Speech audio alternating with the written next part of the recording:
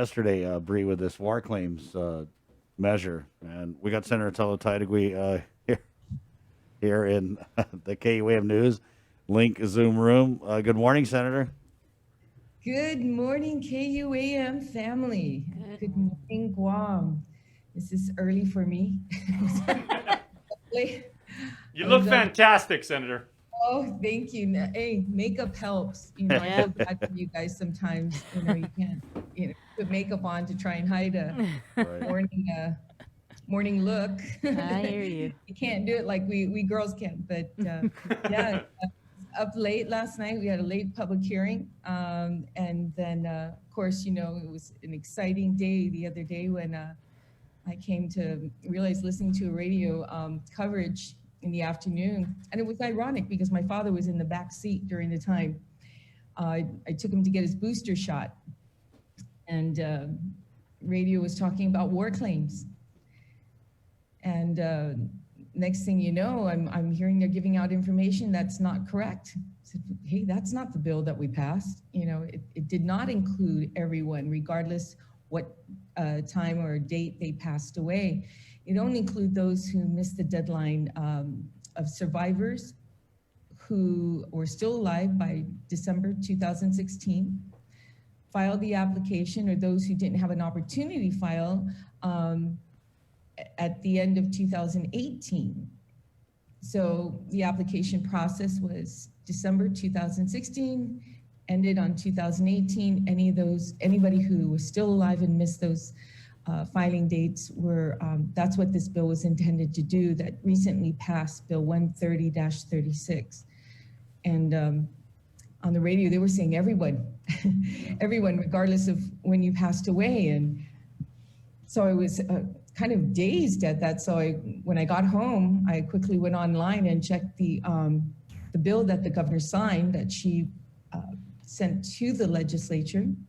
And sure enough, it was the bill, but the bill incorporated an amendment that failed on the floor. So there was a major mistake. Whoever engrossed this bill, didn't do it correctly. And I think it was a chain of events if you think about it. Okay, let me explain the process of a bill. Once it's passed in the legislature and leaves the legislature, it goes to the governor's office for signature. When we debate a bill on the floor, whatever amendments are on there, it's incorporated in gross. Then before going to vote, the bill's author has an opportunity to review the bill as engrossed, that's sent by the clerk's office. That author looks over the bill, makes sure that everything's in order, the amendments are placed in, or any exemptions are taken out, just to make sure the bill is correct. Thumbs up is given, sent back to the clerk's office, then the bill is put on the session floor for voting. Everybody else has the opportunity to review the bills, but you get into the session hall, they gavel right away, so it's kind of difficult to try and read through 15 bills or even 5 bills, let alone before we start to vote. But the whole objective is to have the authors of the bill review that particular bill. Then it's and a lot of times senators don't have the time to read every single bill. Who's the author of the bill? Vice Speaker Tina Barnes was the author of the bill, and co-sponsor was Jim Moylan. So it's obvious Senator Barnes was not on island, and it should have still been sent to her office for review and then sent back to the clerks. Well, once that was completed, the voting on the bill is done, then the bill is then sent to the governor. Now, when I worked at the administration, I oversaw the legislature. What happens is the bills come to the governor's office, and the legislative liaison or their legal department get together and they read all the bills. And they advise the governor when they're sitting down and looking over bills and telling the governor exactly what these bills do. That's the responsibility of their legal and their legislative liaison, what they do to speak to the governor on signing these bills, whether to sign it or not sign it, the recommendation. So, and then it's signed by the governor. Wow, so And it sounds like a lot of people messed up all along the way. Exactly. It was like these events had every opportunity to find a mistake, but nobody caught it. Yeah. Nobody caught it until I was listening to the radio and hearing a newscaster talk about how everyone's going to be able to fill out these applications. So now the question is, what do we do next? And from what I gathered, this morning we have session at 10 o'clock. We start our October session. And I believe that we are going to get a briefing by our legal counsel on how to move forward on this legislation. But the way I see it right now, it's law. Yeah. Wow. So this means that one section, those 3 words that said, regardless of, time of death. So that was the big hoopla. So it was supposed to initially, right? It was supposed to limit it to 700 claimants who were left out of the first round. So what does this open the door to? Like, how many other people can file now? Right. Good question. Very good question, because the numbers are kind of, if you ask some people, they'll say 21,000 people were here during the war. And some people will say there was, less than that amount. And some will say more. But the real number, and as mentioned, there's names all on this wall that was up in Nimitz Hill. Remember, during the park, but some of them stole the plaques there. Yeah. So the bill that was signed by the governor just recently, actually on Wednesday, or I think she signed it on Tuesday. Let me pull that up. That bill that was signed now incorporates everyone that was on island during the war. And so it's everyone, 21,000. So if you multiplied, or you do the math, 21,000, you minus those who've already received compensation, almost 4,000 individuals, then you minus that, and you're looking at about 16. So you're taking 21 and you minus about 4,000 who've already applied, 17. You're looking at about $170 million in compensation. Well, it's about Oh, we got the ARP though. It's ironic because if you're asking how did this amendment get on, I kind of jumped the gun. I should have started from session, but Speaker Treese Terlahi introduced an amendment when we were discussing Bill 13-30. Senator, I actually have the clip right here, because cool. that's just the kind of people we are. Yeah. Okay, so we're going to go ahead and play this roll clip. that tape. Yeah. This amendment, Mr. Chair, that you referenced will add the words, regardless of time of death, to the bill, which would allow for these claims to be paid to those who survived the war yet died prior to filing their claim. These people were ineligible by the federal program, and because we are paying this ourselves, I am proposing by this amendment that we include them. And that was the request at the hearing that we had, Mr. Chair. All right, thank you. Thank you, Madam Speaker. Again, I'm really struggling with this, but I think that, this would help if we get a ruling from legal as to whether or not if this amendment were to pass, does this in fact then change this bill? And, and as far as it being materially different, substantially, it is my belief that it's substantially different from the original intent of this legislation. So if we can get a ruling from Yes. legal on that. Thank you Yes, very Senator much. Blas, I'm ready to make the ruling. I did speak to legal that if Mr. Chair, if I may, before you rule, I just want to put on the record that this amendment was suggested by the testimony of particularly Mr. Garrido, who was present at the hearing.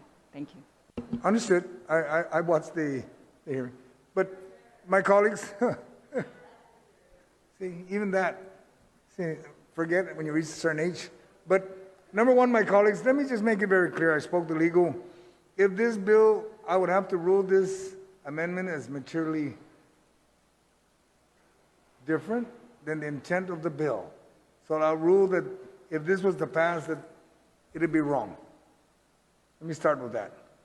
That being said, Senator Blas, I hope that answers it. It'll make the bill materially different. I The think that intent of the bill. first of all, I agree with your ruling, Mr. Chair. However, we have to make it ripe. First off, there still has to be a discussion as to whether or not this amendment passes or not, and then if this amendment passes, I'm ruling it materially different, and it's out of order. I move to Unless- challenge the ruling of the chair. All right, you're asking for the overrule of the chair? Yes. All right, Again, Mr. Chair, just because this Understood. amendment, this topic, this war claims and the restrictions of Congress were exactly what was discussed at the hearing, the restrictions of filing deadlines, the restriction of eligibility, and it was the testimony of those present that were demanding of us that we, if we're going to try to achieve justice, that we achieve justice in all regards. Thank you, Mr. Chair. Understood. I'm not debating what people testified. I'm just based on the bill. Okay? Let's just follow the rules of engagement here. All in favor of overruling the chair, please raise your hand. 1, 2, 3, 4. Motion fails. Let's move on to the next. Well, there you go. One from the vault. Yeah, that's what happened on session floor, but that's not what's reflected in the bill that was signed into law, because that specific amendment was added into, or was included in the public law that was signed by the governor. Yeah.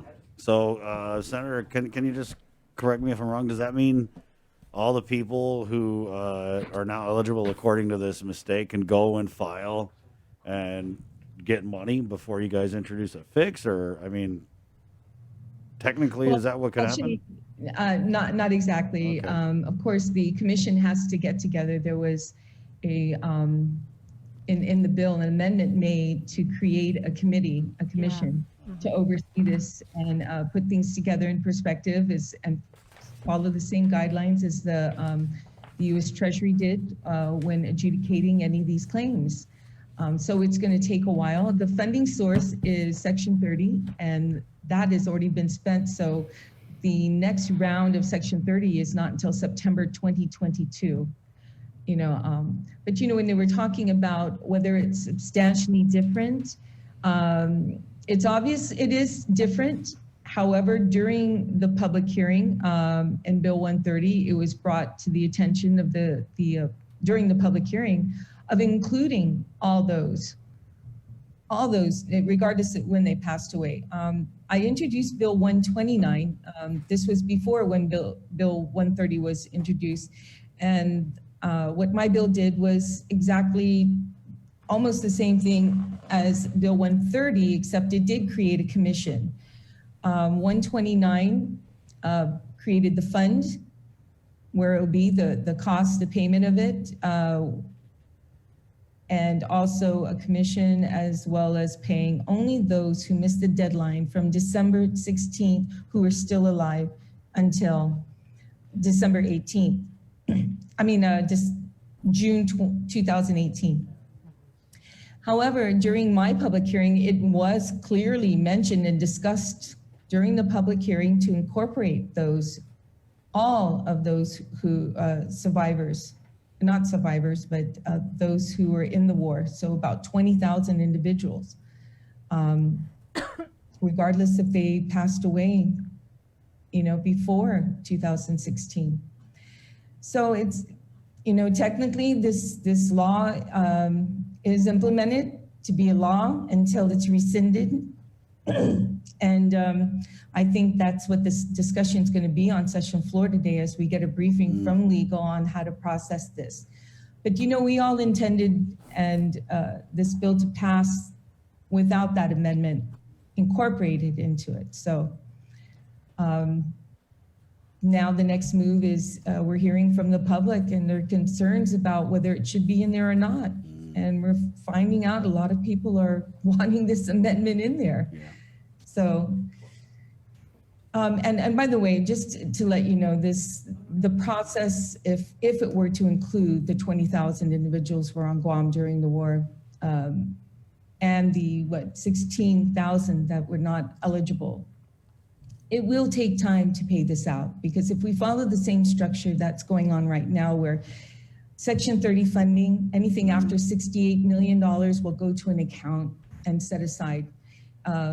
So 1 year could only be 5 million, next year could be 10 million. But we're looking at, so far, if everyone were to come to, to claim, it would be about $160 million. So it would probably take 10 to 15 years to pay this off if we were to follow the same process that's going on right now for those who met the deadline in 2016 or who survived up to 2016. But that's for another bill, another discussion, and I'm anxious to see what legal has to say on how to move forward on this.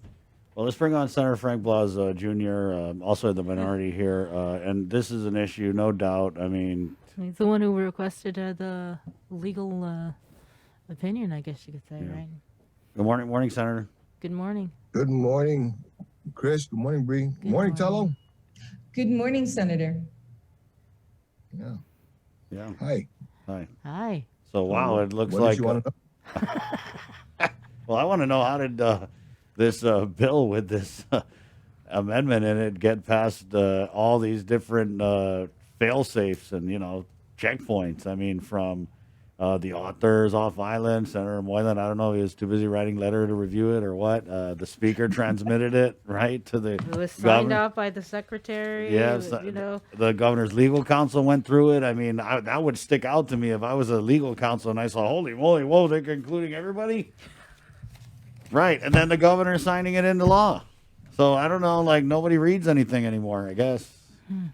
Well, in the words of famous President Ronald Reagan, trust but verify. And I think this was an exercise. This was an event that should have been followed to the T. On session floor and in the midst of voting, you got a myriad and a lot of different bills that you're going to have to consider. And one of the things that you want to trust in that's going to happen first off is that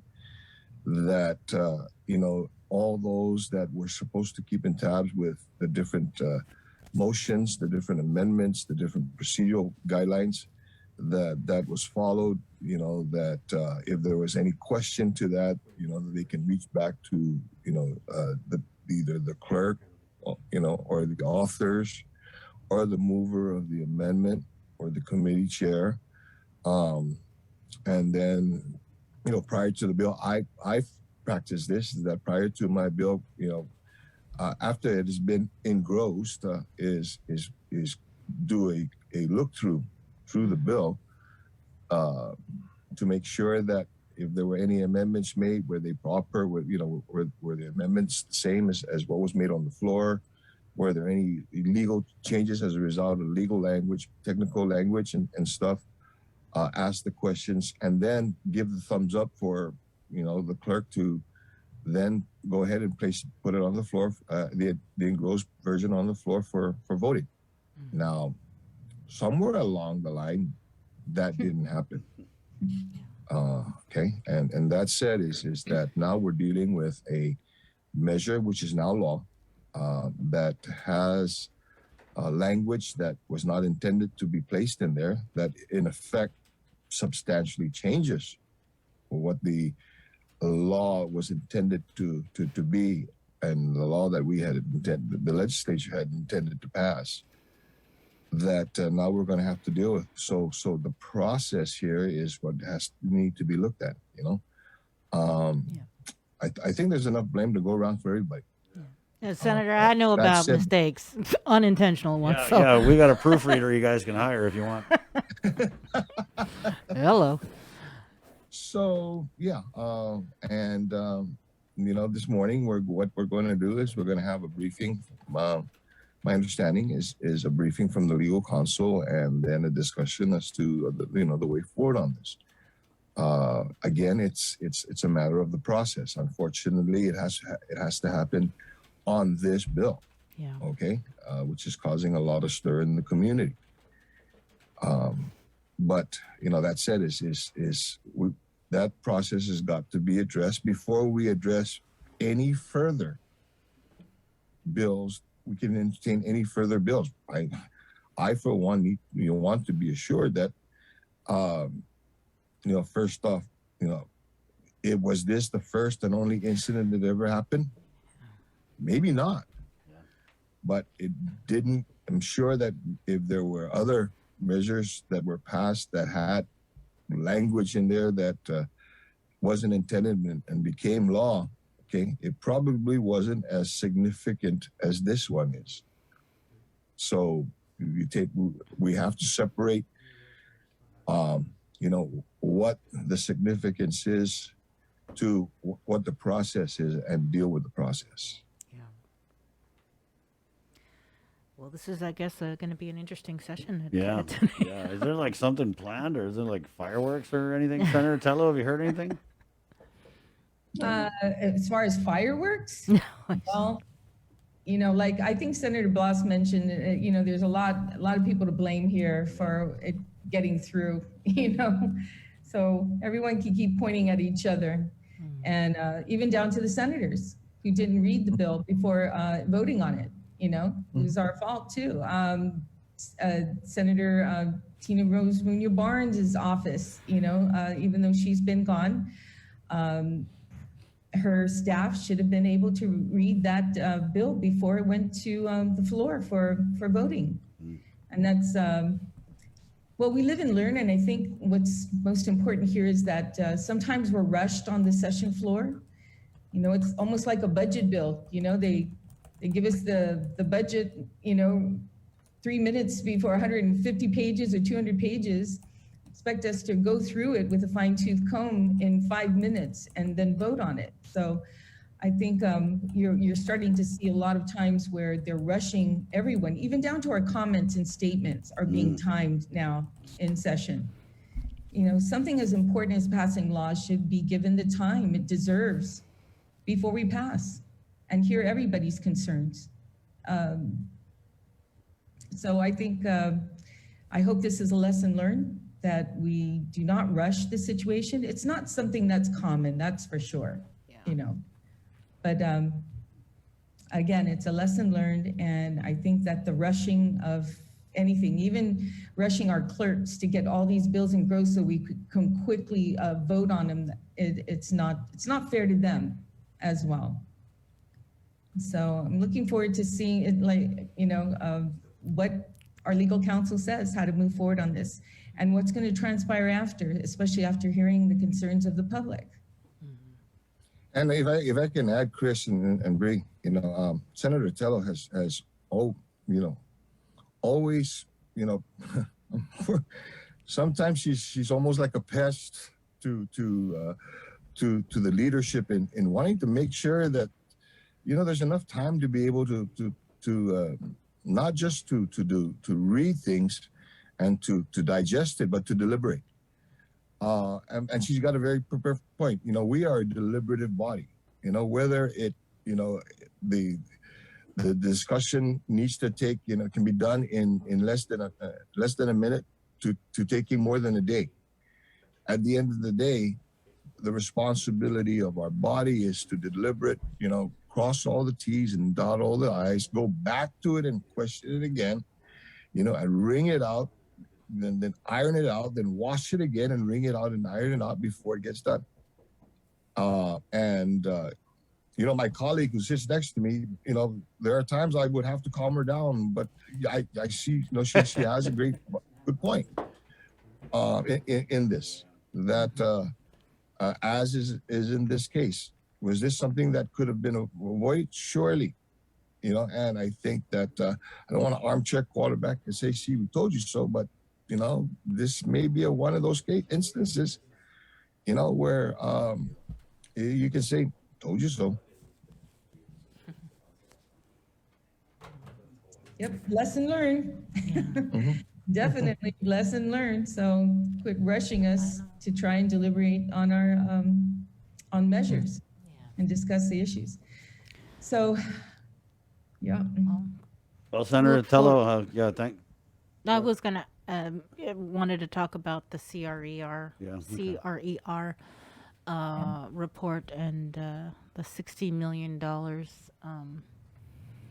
and what is it, over the projected revenues? Don't call it surplus. Today is Don't the call it surplus. 21st. Yesterday is the 21st, so we should have gotten that CRER report. I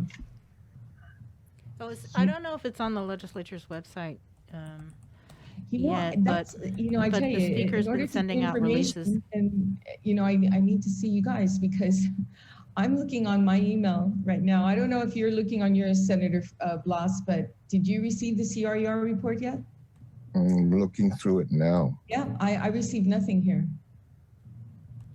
And we were supposed to get it yesterday, sent to the clerk's office, and the clerk's is supposed to send it to us. So I haven't received it, and you guys have gotten it already. See, We saw it. I think the speaker had on sent the out wrong a party release. here. Sorry, guys. It goes like this. It goes Democrat, it goes KUAM, and then it goes Republican. Not That's the anymore. No, I'm lineup. joking. Yeah, not lately. Not lately. Yeah. Well, then can we talk about, Senator Blas, your response, your LEAP bill? Yeah. Sure. Because yours is different from the Democrats. Theirs was 25 million. You bumped it up to what, at 37, 33? So 37 million? 37.5. Yeah. 30, but that's right. The legislation that I introduced was obviously at the heels of the announcement by the governor in her executive order that she wants to put together a program with a combination of local and ARP or federal funds to assist businesses and their employees get back on their feet. And these areas primarily are those businesses that have experienced, significant revenue reductions, so much so that they've had to shutter or are operating, basically at 30-40% capacity. And a lot of these businesses are work in the tourist-related industry. That said, is that in the announcement of 2021-25, the executive order, again, the governor established the program, and I've been in communication with the businesses, many of those businesses who have been adversely affected, by a lot of the closures, the mandates, the restrictions, whatever, that they're not able to open and they need help. Mm-hmm. They were asking for, at least $75 million to try to get them to the end of the tunnel. What my bill proposes is not only an increase in, from 25 to 37.5 million, but also provide the government the tool necessary so that it can be done within the executive budget without increasing the revenues for the government of Guam. First off, there is no way to be able to increase right now based on anybody's projections for next fiscal year. So give her that tool that she can utilize within the executive branch budget to be able to find that money, to move that money into this program and then match it, hopefully with the same amount, 37.5 million, so you can give them the 75 million. Obviously, one of the things I would rather prefer is that she got the full $75 million from the American Rescue Plan, of which was developed so that it can help, it can address situations such as this. Okay, but in line with her executive order and her willingness to want to help, these businesses, I feel that in this legislation that we can provide those tools, which, I hate to say this, but in the complement bill that was introduced, prior to mine, that was basically touted, and announced to it, when the executive order was announced, while it provided, the $25 million. If you look at the bill, it really didn't find the means for how that was going to be taken or going to be extracted from the general fund, which was going to leave it to the legislature to be able to say, okay, you take $2 million from this project and $5 million from that project and whatever, and that's more of the executive branch's responsibility, the governor's responsibility to be able, so that she can manage her funds. I'm not going to micromanage it. Here's the tools so that you can do the things. Okay, so that's what that bill is for, and I'm hoping that the governor finds favor in that. First off, that my colleagues find favor in it, and we pass it, and the governor says that this can actually help us to be able to provide those businesses the funding they need, to get them through this basically pandemic that we're faced with. Yeah, it's interesting to me because I mean, you're right. In a perfect world, I mean, not even a perfect world, in the real world, that's exactly what those ARP funds are supposed to be for. And I just find it interesting that the governor's been sitting on them since May. And it's been very clear that the businesses have needed this type of assistance. I know they've gotten others, but this is unprecedented. Just because they got, 2 other programs doesn't mean the need is still or isn't there anymore, right? So now it's this situation where you have these businesses having to go to the legislature with their hat in their hand and basically having us walk this thing through when the governor has the authority, as she's made so very clear over the course of these last few months. She has the authority. It's all her on where and what to spend this money on. That one of the things I like to make sure also is that, remember, this case, there's some people who says, it's for the businesses again. No, there's a component. The executive order basically provides a component, that's fashioned similar to the federal government's payroll protection plan, right, which is for the employees, is to ensure that there's funding to the businesses so that you can keep your people employed or bring your people back to employ them. Okay. I know of one business where, now they're down to, about a third of what what they would normally operate with. And even with that third, they're at reduced hours. Okay. So it's the people that make up these businesses. It's the employees. Then more. So that's where the bulk of the money is going to go to. There's no profit to be made in any of this. Just in talking to a lot of businesses, the concern is not profit right now. The concern is keeping their doors open, keeping their people employed, so that when economy does pick up, so when tourists do come, so that when residents are able to frequent or to enter into their stores or their restaurants, or their, without restriction, or with two restrictions. That can be tolerated, and really we can trust the people to be able to do these things. That these businesses have the people, the skills, and the employees that know how to be able to service these customers. And so as we speak, this weekend you've got thousands of individuals who are still going to wonder how they're going to get through the weekend. How they're going to continue to pay the for the roof over their head, to put food on our table, to buy gas, which again is has risen. Have you seen the price of Spam lately? Yeah. Even much of that, corned beef.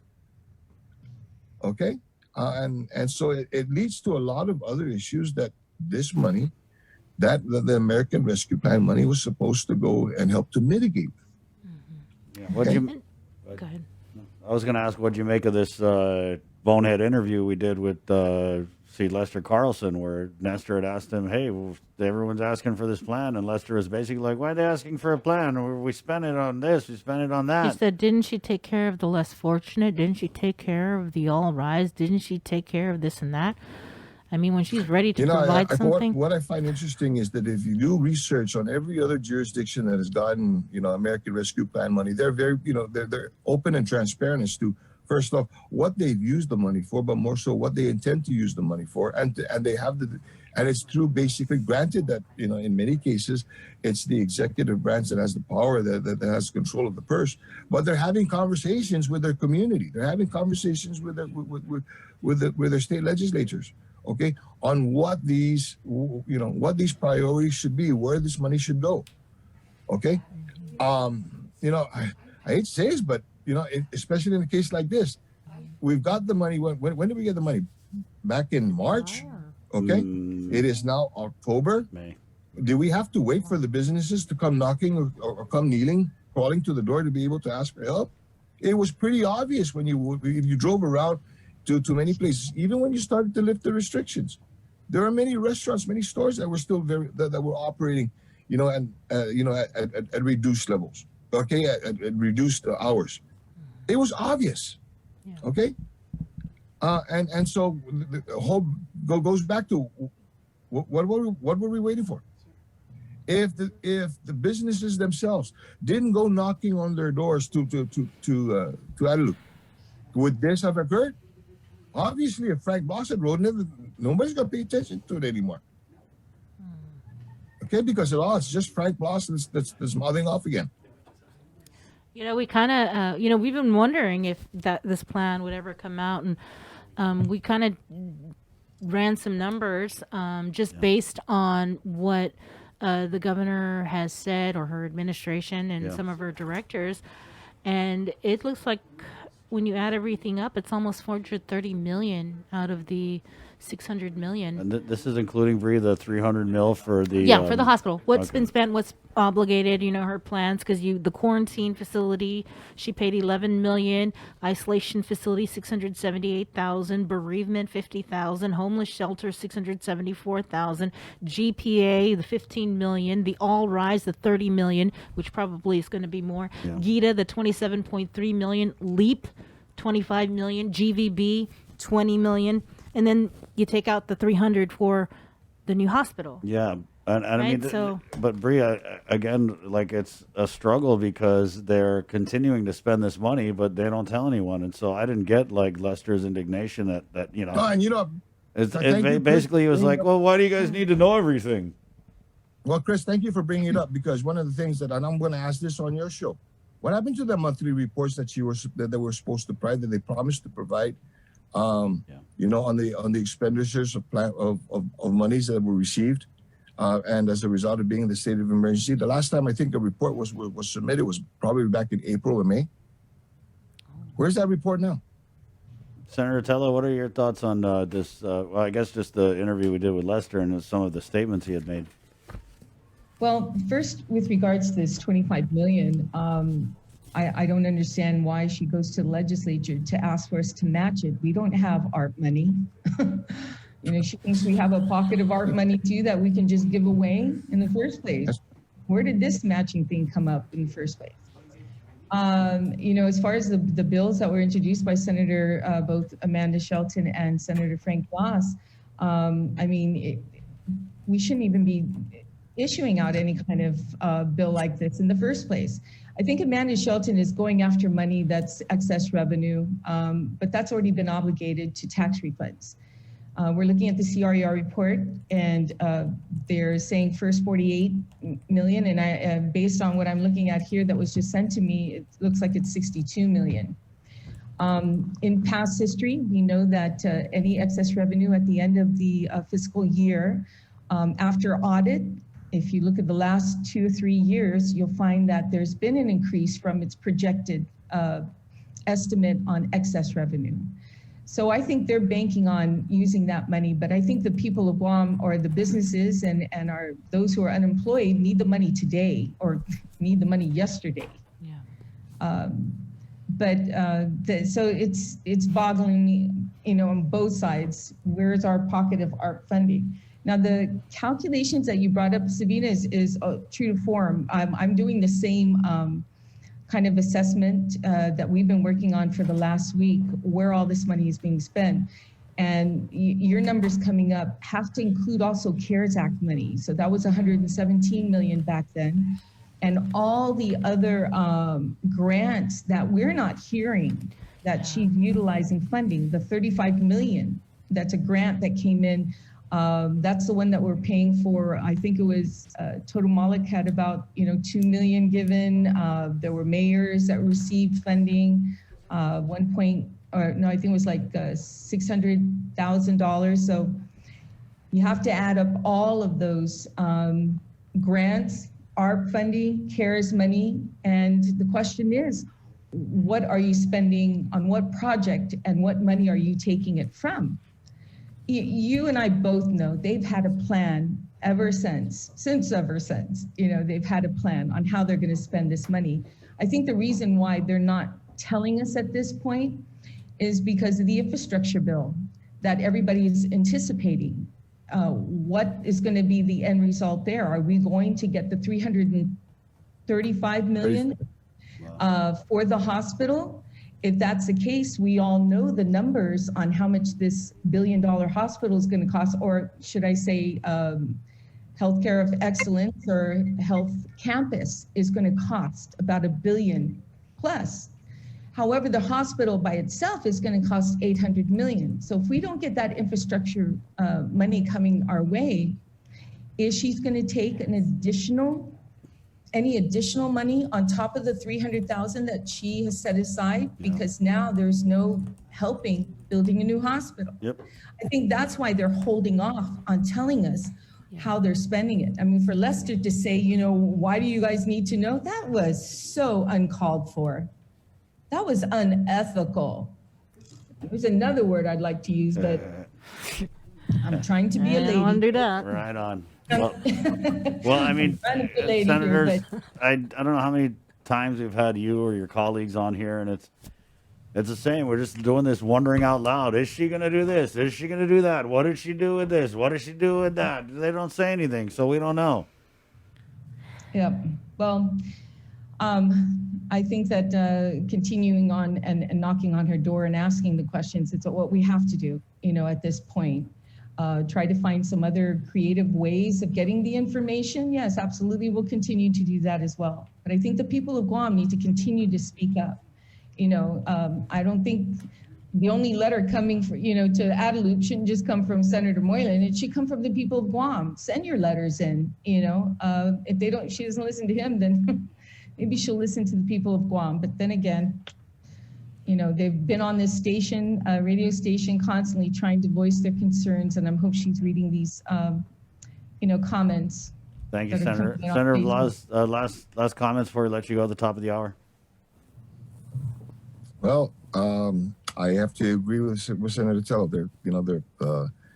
There have been many times our community has voiced their concerns many times and through many mediums, and we just hope that one of these days that those conversations are heated, and they have the conversations. We continue to wait for, we were provided an opportunity, or she gave us an opportunity to present, where we think our recommendations as to what should be prioritized with federal funding, with the promise that we'll continue the conversations after the door closed. We never heard from them again.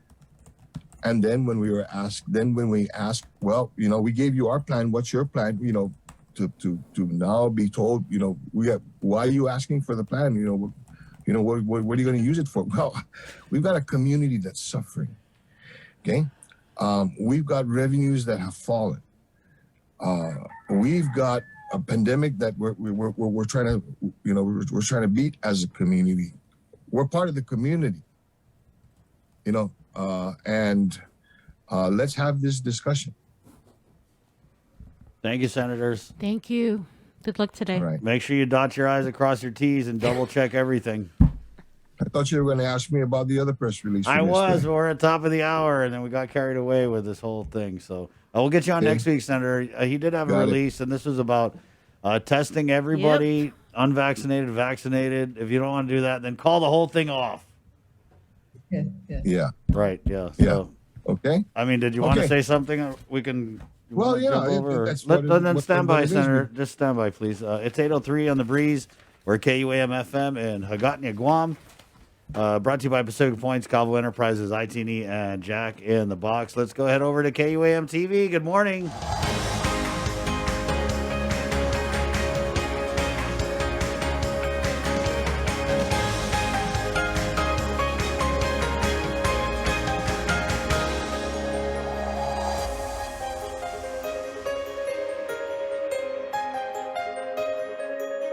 Good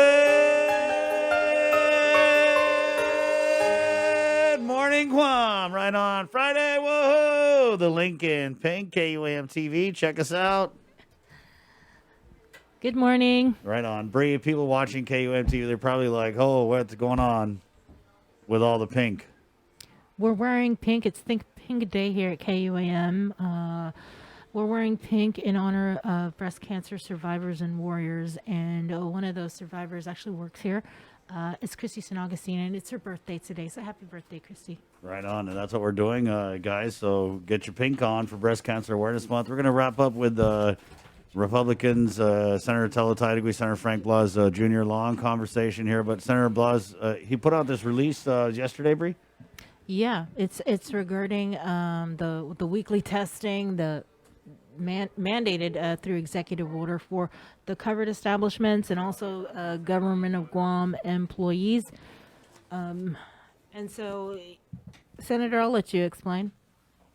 Well, the letter to the governor comes at the heels of many conversations, like we were talking about earlier, many conversations that the community, that members of the community, would like to have, want their voices heard. Yeah. Obviously, they feel that that in many cases, their voices aren't being heard because they're being looked at as, what do they call them now? Karens, Brandons, whatever you call them.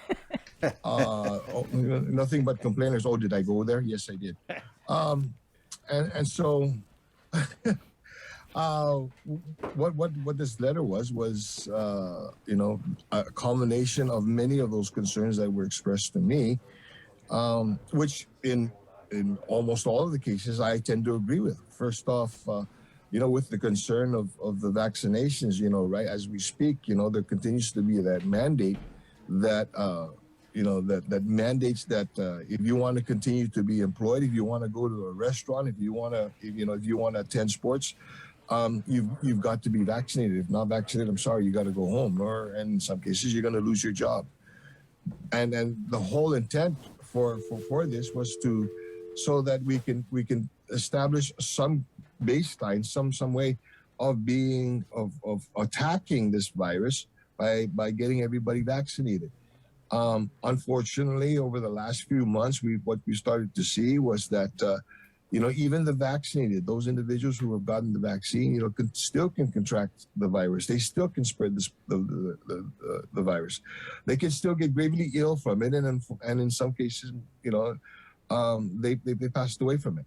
Okay, so if our intent was to stop the spread of the virus, granted, yes, the vaccine is a great tool, but if that's the only thing that we're going to rely on, it's not working.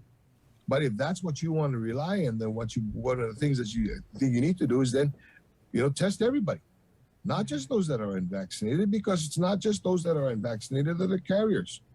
Okay, it's the vaccinated too as well. So why don't you test everybody? If that was the intent, if that's your intent of doing this thing, okay? Which leads to the discussion of many of the restrictions, the mandates that are continually imposed. Maybe we should start to have a serious discussion about whether or not these mandates and these restrictions are necessary. Is it continuously necessary to have a state of emergency? For what? Many of the things that the government is doing today doesn't require a state of emergency. She can do that through executive order or through her regular powers. She doesn't need a state of emergency powers to be able to do those things. So why do we continue this? Is it necessary? There are many jurisdictions throughout the world, not just in the United States, throughout the world, that have lifted restrictions and started to go about, their daily lives. Granted, yes, there's still the 3 Ws: wash your hands, watch your distance, and wear your mask. That seems to be working, but but their numbers are diminishing. But yet ours continues to increase, so much so that we have to call, that we've asked the Center for Disease Control to send a team out here so they can help to investigate, what's going on. And so that's what that letter was about. It's bringing forth the concern of the community, to the governor. Hopefully, that something can come out of it. And a lot of the stuff that the community had concerns with, are backed up by the physicians, members of our physicians advisory group themselves. Okay, you have Dr. Juanin and Dr. Berg that also says maybe we start to look at how we've got these vaccine mandates, or we've got other mandates. It's not just the vaccine; it's other mandates that continue to exist, and whether or not these are actually, is it helping to heal us, or is it or is it hurting us? Okay, so that's what this letter was for. Is look, Governor, if you really want to push the vaccine because you want to control this, then along with those vaccines, test everybody. Senator Telo, do you have any thoughts on that before we let you guys go? No, I agree with Senator Blas. It doesn't matter if you're vaccinated or not. You can still carry this, and people need to realize that. So I concur. I agree with what his findings are and the comments that we're hearing from the public. So it hits on both ends. So. We did have a comment here, guys, in our Facebook Live feed. Lewis comments in, is it going to be Blas Taitague for governor and lieutenant governor this election, or San Nicolas Gutierrez? Oh. San Nicolas Gutierrez. Oh, that's a new one, Chris. Oh, no, don't say that out loud, because now Governor Lou's going to be watching Uncle Carl real close now. I think we may have a scoop. I think it may have a scoop. So yes or no, Blas Taitague Blas. And Frank Blas will work with Telo Taitague, for what we need to do for the people, as well as Telo Taitague and Frank Blas will work with any other individual to be able to do what's right for the people of Guam. The people of Guam are my boss. They decide whether I'm going to get a raise, or a new position. But in the meantime, I'm happy where I'm at right now. Causing trouble all the time. Standing up for what? Saying what I believe, not turning a blind eye, calling those people who are just outright being disingenuous or unethical, and I'm in a position to do that right now. And if the people want to keep me here, that's up to them. But I'm going to do my very best to serve the people of Guam and where I'm at right now. So, yeah. Right on. Thank you, senators. Good talk. You. Good All talk. right, Good luck. Good luck today. There you go. Good morning. It's 8:11. We did have a bunch of comments here relative to our discussion. Chamarita Regis comments in. It's a never-ending story with the governor. Wait till the election because she will promise everything, but then no action. Claire Castro comments in. Maybe the governor is waiting for election.